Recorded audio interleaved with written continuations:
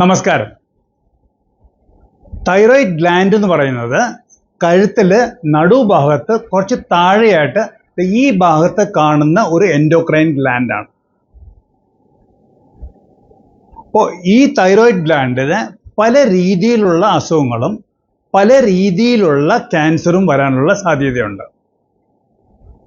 അപ്പോൾ ഈ ക്യാൻസർ വരുന്നത് അത് രണ്ട് രീതിയിലാണ്, രണ്ട് ടൈപ്സ് ആണ് അതിനകത്ത്. ഒന്ന് ഡിഫറൻഷ്യേറ്റഡും വേറൊന്ന് അൺഡിഫറൻഷ്യേറ്റഡും. ഡിഫറൻഷ്യേറ്റഡ് എന്ന് പറയാൻ കാര്യം അതിനകത്തുള്ള സെൽസ് എല്ലാം ഒരേ ടൈപ്പ് സെൽസ് ആയിരിക്കും. അൺഡിഫറൻഷ്യേറ്റഡ് എന്ന് പറയുന്നത് അതിനകത്തുള്ള സെൽസ് പല രീതിയിലുള്ള സെൽസ് ആയിരിക്കും. ഇപ്പോൾ ഡിഫറൻഷ്യേറ്റഡ് അതിനകത്താണ് പാപ്പിലറി തൈറോയിഡ് കാർസിനോമയും ഫോളിക്കുലർ തൈറോയിഡ് കാർസിനോമയും. ഈ രണ്ടാമത്തെ പറഞ്ഞ ടൈപ്പ് അൺഡിഫറൻഷ്യേറ്റഡ് കുറച്ചും കൂടെ അഗ്രസീവ് ടൈപ്പാണ്.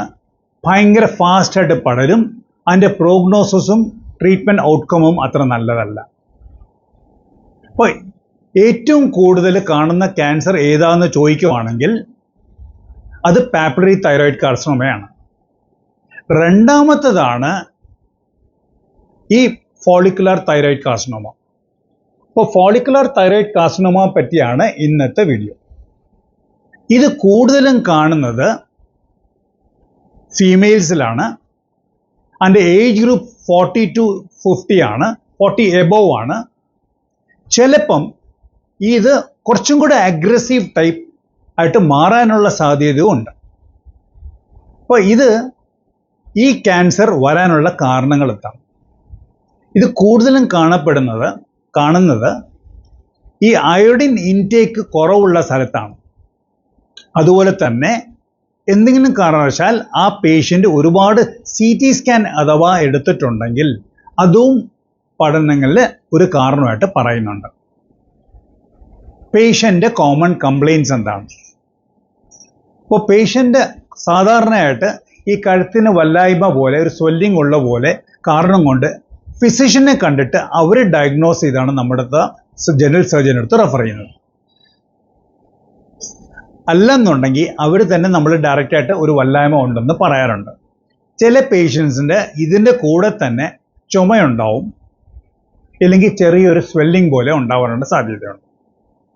അപ്പോൾ നമ്മൾ പേഷ്യനെ എക്സാമിൻ ചെയ്യുമ്പം ഈ തൈറോയിഡ് ഗ്രന്ഥിക്കകത്ത് ഒരു മുഴ കാണാൻ ചാൻസ് ഉണ്ട്. അതിൻ്റെ താഴെ റെയറായിട്ട് അതിൻ്റെ താഴെ ചെറിയ ചെറിയ മുഴ ഉണ്ടാവാനും ചാൻസ് ഉണ്ട്. അതത്ര കോമൺ അല്ല ഈ ക്യാൻസറിൽ. ഇപ്പോൾ ഇത് ഫോളിക്കുലർ തൈറോയിഡ് കാർസിനോമ അൺനോട്ടീസ്ഡ് ആയിട്ട് പോകുന്ന ഏർലി ട്രീറ്റ്മെൻറ്റ് കിട്ടിയില്ല എന്നുണ്ടെങ്കിൽ അത് പെട്ടെന്ന് ദേഹത്ത് മൊത്തം പടരാനുള്ള ചാൻസസ് ഉണ്ട്, മെറ്റാസ്റ്റൈസിസ് ചെയ്യാനുള്ള ചാൻസസും ഉണ്ട്. അപ്പോൾ ഇത് സ്റ്റേജ് ചെയ്യണം. അപ്പോൾ TNM ക്ലാസിഫിക്കേഷൻ എന്ന് പറയും. അത് കൂടുതലും ഡോക്ടേഴ്സിനുള്ളതാണ്. പേഷ്യൻറ്റിന് സ്റ്റേജിങ്ങിന് ഡീറ്റെയിൽ ആയിട്ട് ഞാൻ കിടക്കുന്നില്ല. ഞാൻ കൂടുതലും ഈ വീഡിയോയിൽ സിമ്പിളായിട്ട് നിങ്ങൾ ട്രീറ്റ്മെൻറ്റ് സമയത്ത് എങ്ങനെ നിങ്ങൾ മാനേജ് ചെയ്യണം എന്നാണ് ഞാൻ പറഞ്ഞിരുന്നത്.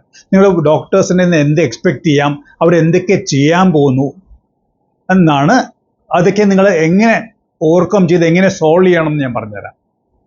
അപ്പോൾ നിങ്ങൾക്ക് ഒരു പേഷ്യൻ്റാണ് കൂടുതലും ഈ വീഡിയോസൊക്കെ കാണുന്നത്.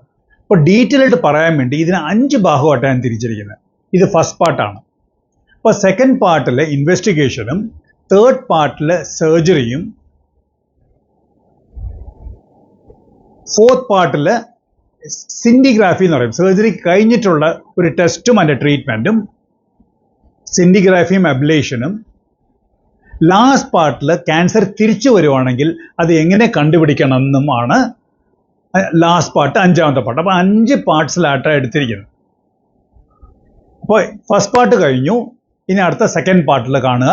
അതിനെപ്പറ്റി ഞാൻ ഇൻവെസ്റ്റിഗേഷനെ പറ്റി പറഞ്ഞിട്ടുണ്ട്. നമസ്കാരം.